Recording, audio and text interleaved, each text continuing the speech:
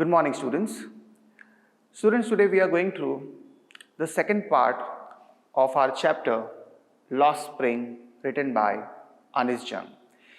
In the first part, we have gone through the story of a rag picker, the child whose name is Sahib Alam, means the Lord of the universe, but he has to do the work of rag picking.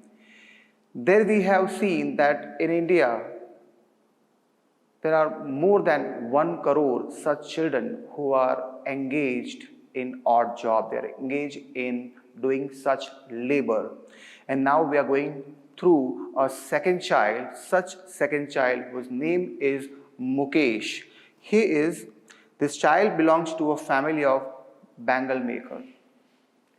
This family belongs to Firozabad. Firozabad is very famous for its glass blowing industry, and more than 20,000 children work illegally in glass furnaces. They are welding pieces of bangle, and this also, they have to live in inhuman condition. They live in hovels with crumbling walls. Even this bangle maker, before they turn adult, they lose their eyesight. So let's go through how Anis Jung has talked about such child, Mukesh. He's working in glass industry, how deplorable, how pathetic and miserable his life is.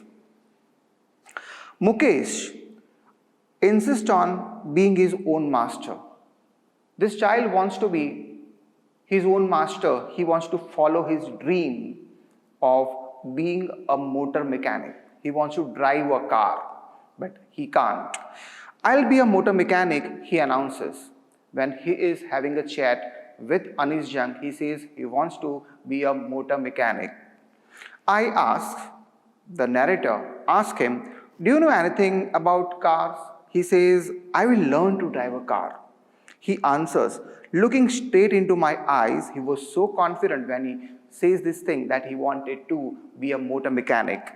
His dream looms like a mirage, but this dream is a false appearance.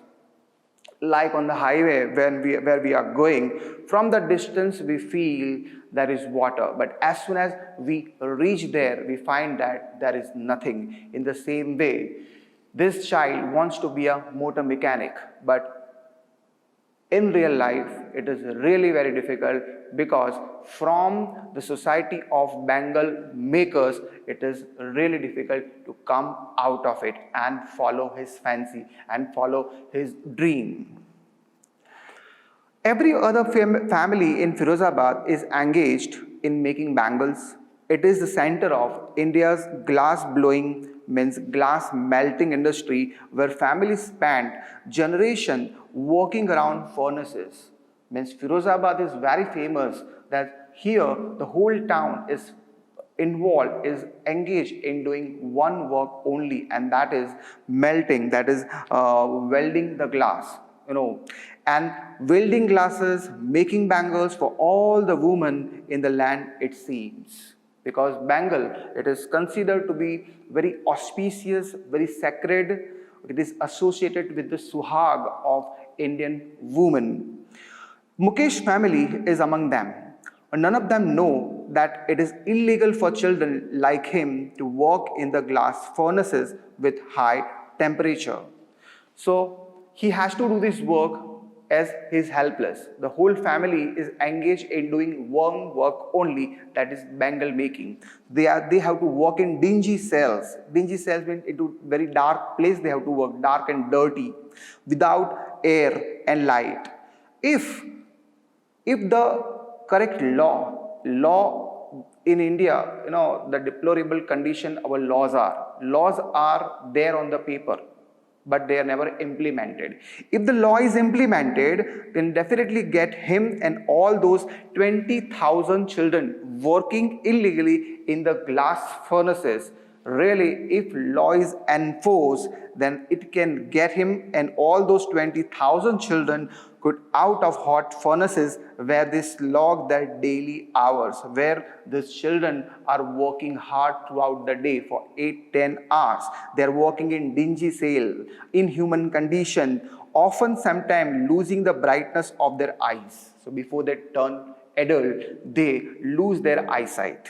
Mukesh's eyes beam, his eyes are shining as he volunteers to take me home. He's very enthusiastic, he's very happy to take Anis Jung to his home, as he's very happy because his house is being renovated, which he proudly says it is being rebuilt. He's very happy that is his house being rebuilt. We walk down Stinking Lane, but where his house is situated, it is situated in stinking lanes, choked with garbage, past whom that remain hovels with crumbling walls. It means, the lanes which are foul smelling, hovel, small dirty house with falling walls, wobbly doors. Wobbly means unstable doors, no windows means no ventilation, and crowded with families of human and animals coexisting in a primeval state. It means the human being and the animal, they both live together in ancient state. They are living. You never feel they are living in a city. He hopes. He stops at the door of one such house, bangs a wobbly iron door with his foot and pushes open. So Anis Jung and Mukesh, they enter such stinking house. We enter a half-built shack. It is actually not a house, you can say. It is a hutman, dark hutman, dirty hutman, a small hut. In one part of it, it is thatched with dead grass, means a roof of dry grass, is a firewood stove over which sits a large vessel of sizzling spinach leaves. Means on a stove, there is a large vessel in which spinach leaves are sizzling, they are frying. On the ground, then in a large aluminum platter, one more, there are more chopped vegetables. A frail young woman. So when they enter, they find a weak young woman. She's very frail. An eyed Phil is cooking evening meal for the whole family. And this young woman, this frail young woman, is the daughter-in-law of the family. He is the wife of Mukesh's elder brother. Through eyes filled with smoke, and she smiled. She is the wife of Mukesh's elder brother, not much older in years.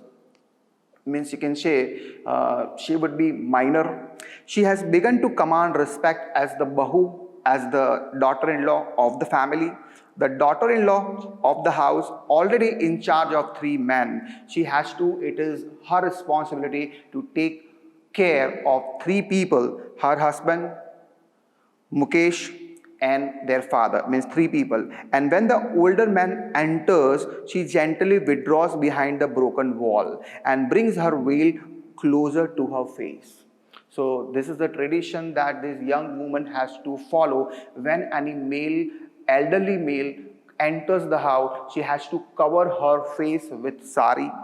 As custom demands, daughter-in-law must veil their faces before male elder. This is the tradition, custom, or ritual they have to follow. In this case, the elder is an impoverished Bengal maker. Now, who is this elder man? Who is this old man? He is none other but Mukesh's father. Is impoverished. Impoverished means somebody who is really very pauper and poor, who is living his life in perpetual poverty, is called impoverished. Despite long years of hard labor, first as a tailor, then a bangle maker, Mukesh's father worked hard.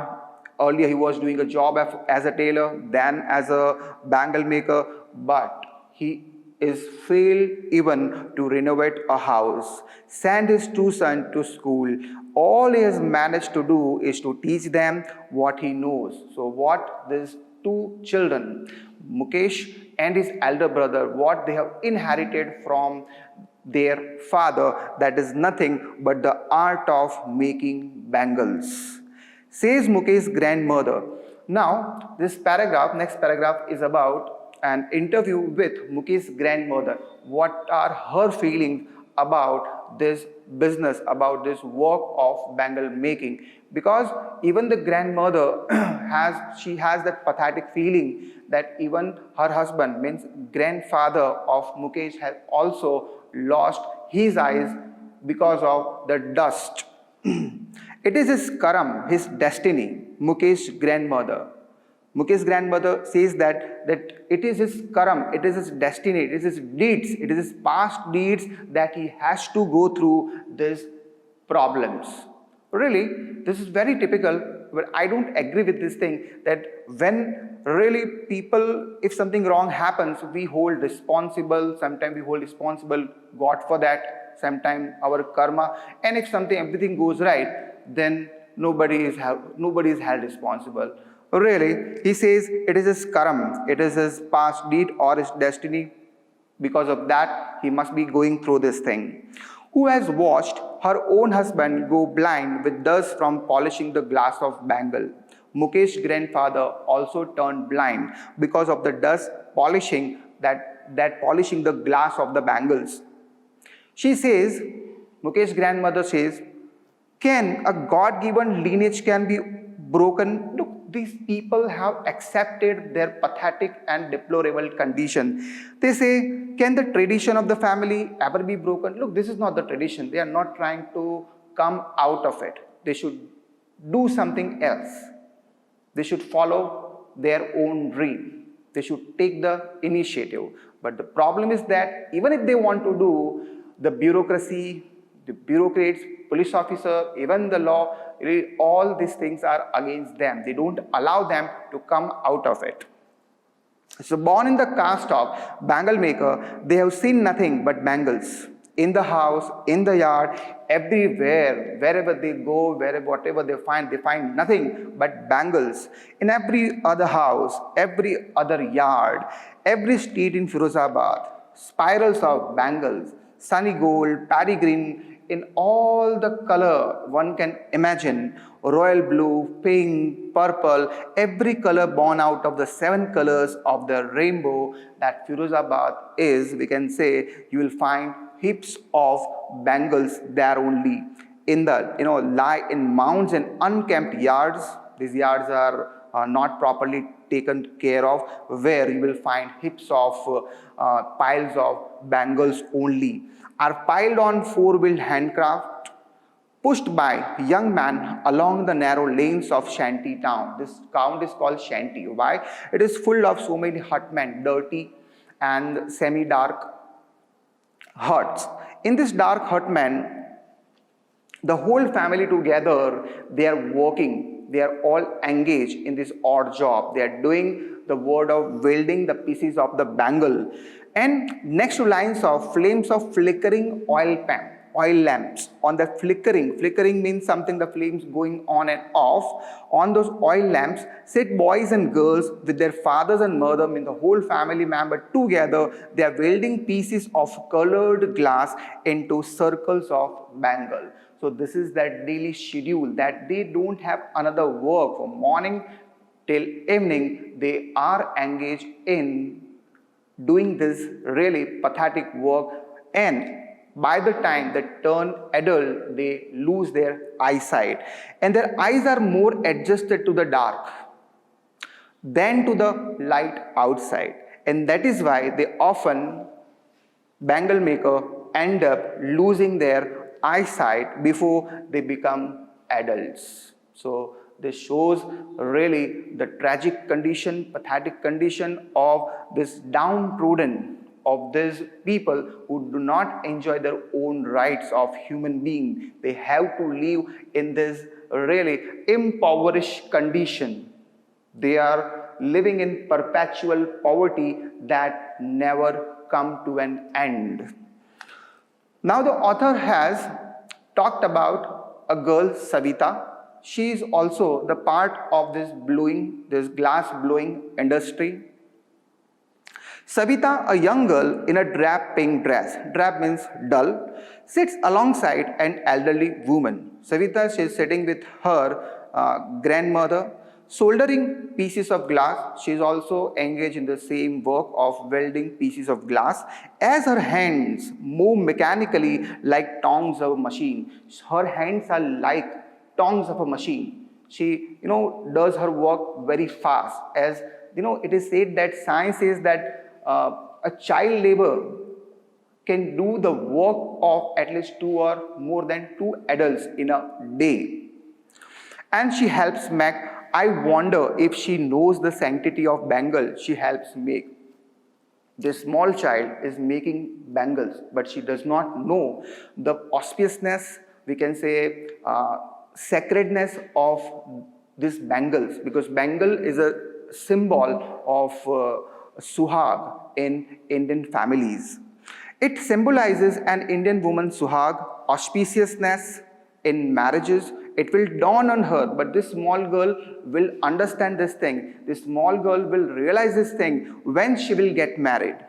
On suddenly one day when her head is draped with a red veil, when this girl, when she will herself will in the red veil with a red sari cover, when her head would be covered, her hands dyed with mehndi, with henna and red bangles rolled into her wrist, when she will have the all attired of a bride, when she herself will become a bride, at that point of time, she will be able to understand the sacredness of the bangle she is right now making. And like the old woman beside her, that woman who is old woman who is sitting beside her, she is her grandmother who became one, and this old woman also became a bride one day. She still has bangle on her wrist but no light in her eyes. Her grandmother has lost her eyes due to working in glass industry, due to the work she has been doing for such a long time. And she says something in Hindi, एक वक्त भर खाना भी नहीं खाया, means this old woman of, we can say old grandmother of Savita says that in a voice drain of joy, that she has not even enjoyed even one full meal in her entire lifetime, and that is what she has reaped, and that is what she has got out of her life. Her husband, an old man with a flowing beard, the husband of this old woman, he says, I know nothing except bangles. All I have done is make a house for the family to live in. So as a responsible person of that family, what he has done, he has just made a house for the family members to live in. Hearing him, one wonders if he has achieved what many have failed in their life. He has a roof over his head. It means really in this town of Firozabad, if somebody has made a house of his own, is the biggest achievement that a person has gained in his life. The cry of not having money to do anything except carry on the business of making bangles, not even though to eat rings in every home. The young man of this bangle making community, they express their lament, they echo their lament, they express their grief of their elders. Little has moved with time. It seems in Firozabad, years of mind-numbing toil. They have done kind of hard work, they have done pathetic work throughout the day, have killed their initiative. They have done this work which has killed their creativity. They are not able to take any initiative, or they don't know how they would make their dream come true. Their ability of dream is also uprooted. It is also murdered.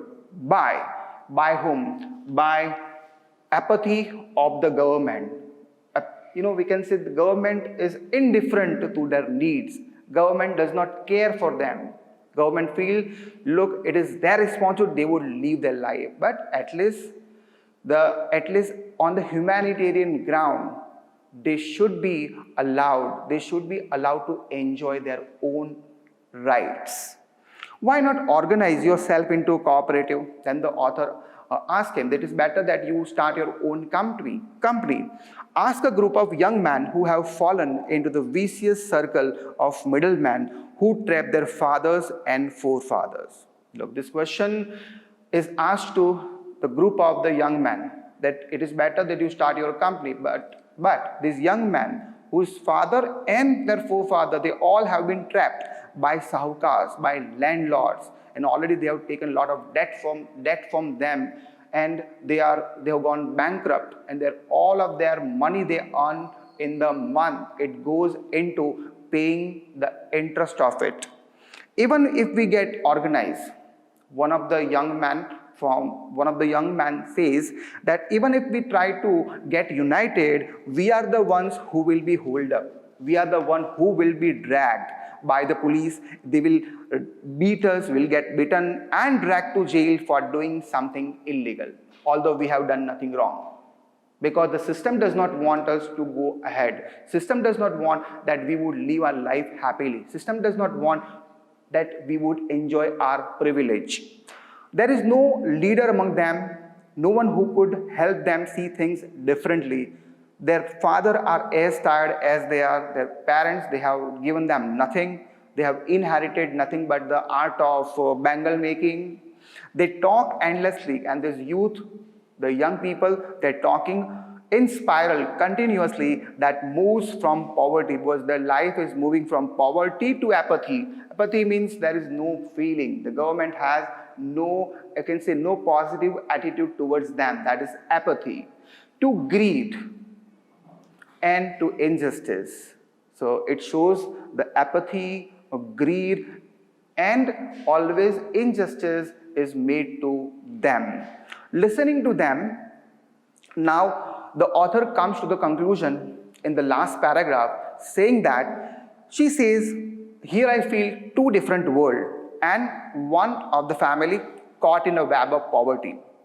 Second, burdened by the stigma of caste in which they are born.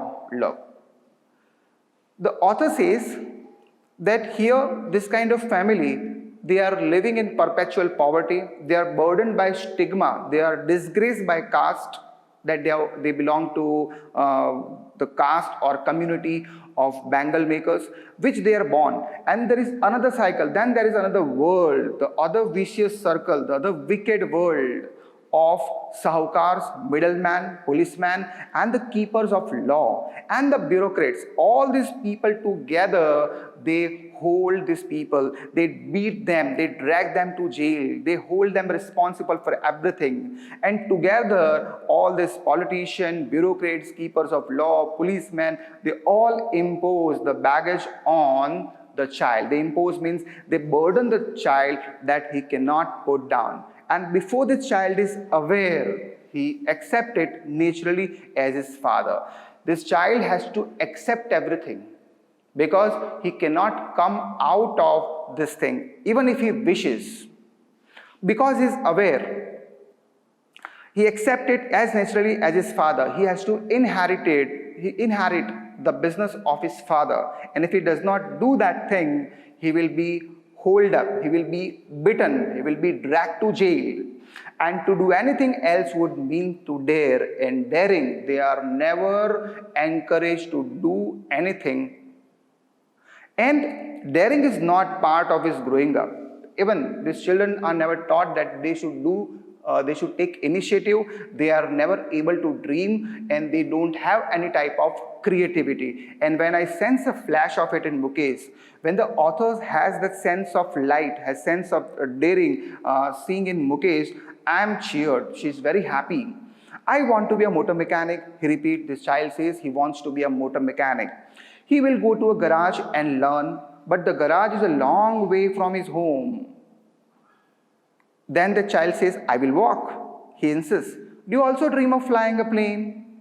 The author, very, in a very half-joking way, she asked him, do you also dream of flying a plane? He is suddenly silent. No, because he has never seen so many planes flying. Because he says, staring at the ground, in a small murmur, he's grumbling, there is an embarrassment.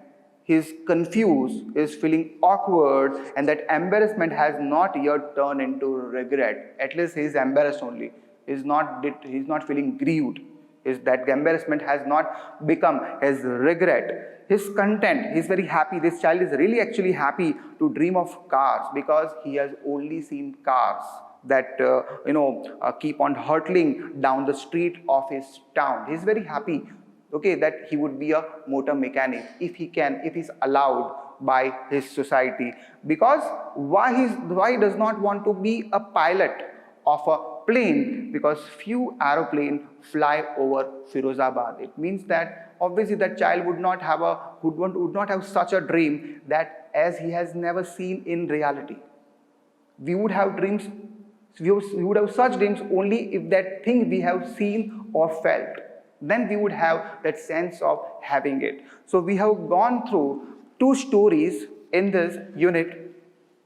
Lost Spring, the first story, that is about Sahib Alam, rag picker, and second story, Mukesh, a bangle maker.